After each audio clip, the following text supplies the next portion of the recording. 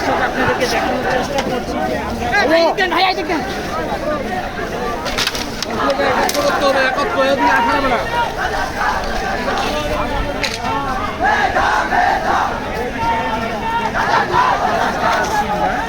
যে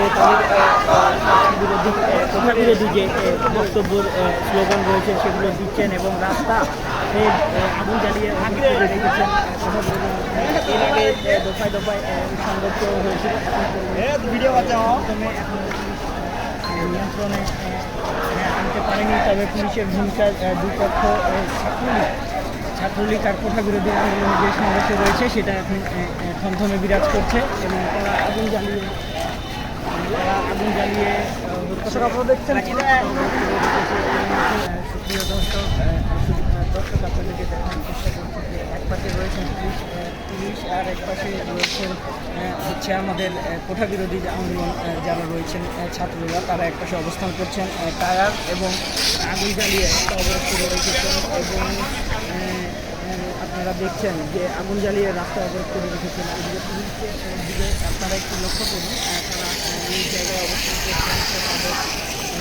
এর মধ্যে দফায় দফায় যে সংঘর্ষগুলো হয়ে গিয়েছে, আপনারা রাস্তায় ইট পাটকেলগুলো দেখতে পাচ্ছেন, দেখলে বুঝতে পারবেন যে আসলে কী পরিমাণ হচ্ছে কী পরিমাণ সংঘর্ষ হয়েছে। এর মধ্যে হতাহতের খবর এখনও আমরা পাইনি, তবে পেলে আপনাদেরকে জানিয়ে দেওয়া হবে, এইটুকু করছি। এর মধ্যে যে সারা বাংলাদেশে যে কোঠা বিরোধী আন্দোলন ছাত্র সমাজে জেগে উঠেছে, অনেকে বলছে যে আমরা 52 ভাষা আন্দোলন দেখিনি, কিন্তু 24-এর ছাত্র আন্দোলন আমরা দেখছি, আন্দোলন দেখছি। আসলে আমরা আপনাদেরকে দেখানোর চেষ্টা করছি রাস্তায় বসে পড়ে অবরোধকারীরা এখন হচ্ছে স্লোগান দিচ্ছে। কোঠা বিরোধী আন্দোলন যারা রয়েছেন তারা রাস্তায় বসে স্লোগান দিচ্ছেন। ছাত্রলীগ এক পাশে, কোঠা বিরোধী আন্দোলন রয়েছে, তারা রাস্তায় এবং তারা রাস্তায় বসে পড়েছে। রাস্তায় বসে তারা স্লোগান শুরু করেছেন।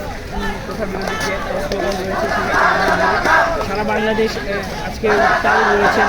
বিকাল 4টা থেকেই সেই একই অবস্থা সারা বাংলাদেশে আপনারা দেখতে পাচ্ছেন। চেষ্টা করছি